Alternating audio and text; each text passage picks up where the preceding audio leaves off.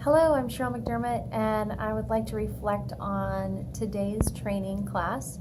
It was a Facebook business page, how to create and boost, promote your Facebook business page, and it was a small group. It was at their location, their office, which was under construction, which we knew, which was good, was fine.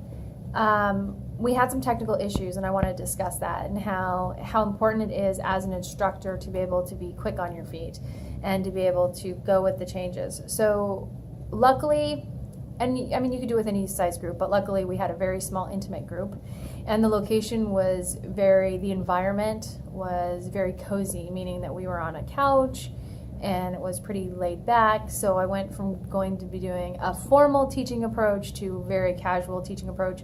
The technical issues were solved a little over halfway through the class, and then we were able to have a screen and projection. We didn't have access to the room prior to the class to be able to check, so that was one issue. We couldn't try out the TV, the monitor before class really, and that was probably the hardest challenge.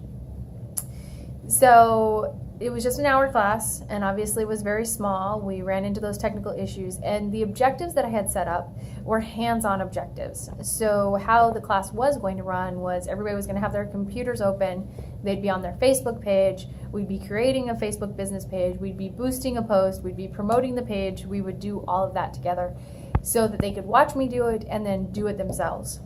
And I find that approach with adults seems to work really well. And obviously, if we're having internet issues, we had people that weren't even able to get online. So that approach had to completely change, and it became more of a show and tell. So my assessment, rather than being able to evaluate people's understanding by them being able to do it, that had to change. So we had to adapt. And by adapting, my objectives changed slightly, and it was through discussion, through questions. I was asking questions to make sure they understood.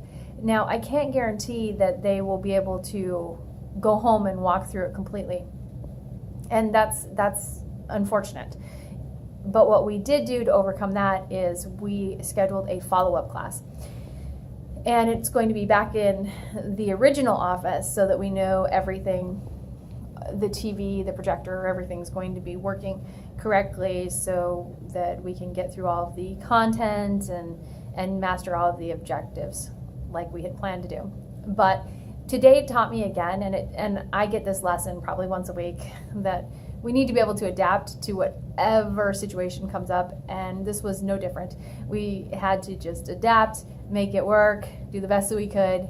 And I would say overall, from asking the question, if everybody received information that they didn't have before, they learned something new, based on the feedback from that, I believe that it was a success. And based on the discussion, I would say that the objectives, the new objectives, were absolutely met.